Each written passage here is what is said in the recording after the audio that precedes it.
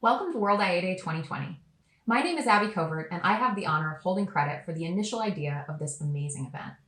What has happened in the 9 years since that first email has been one of the greatest joys of my life to witness and be part of. And what the World IA Day community has been able to do truly amazes me.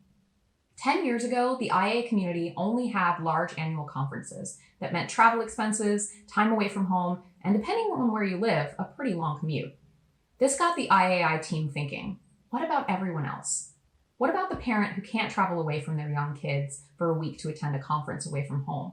Or what about the people trying to improve their IA skills but lacking budgetary support of a corporation?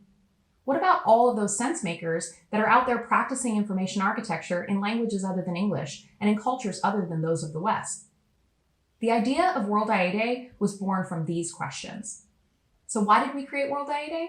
We created it for you. We created this event to bring IA to your local community. We created this event to grow leaders at home, wherever home happens to be. Because we had a hypothesis that the world needed many more sense makers than what a few hundred attendee single location conference in North America could ever support. Now, this event and this community means the absolute world to me. It gives me hope every day that we can make this world a clearer place. It creates a fire in me annually to think about how I want to push my own IA practice forward. And it's become a metronome of my life, and I know I'm not alone in that feeling. This year, our theme is the IA element, and this really touched a nerve for me in the best way possible. As we collectively face our greatest challenge as a community with the recent closing of the IA Institute, we also find ourselves in arguably the most important time to bring information architecture thinking to the world. There is more and more information every second.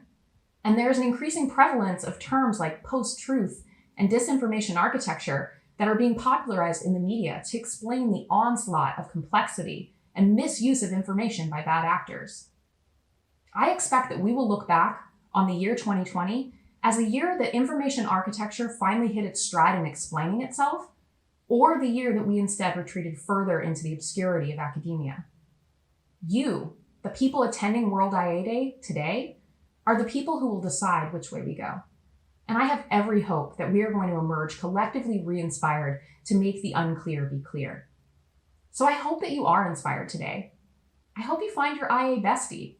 I hope you end this day with a mind that is further opened to the potential and power of information architecture. Thank you for spending today celebrating IA.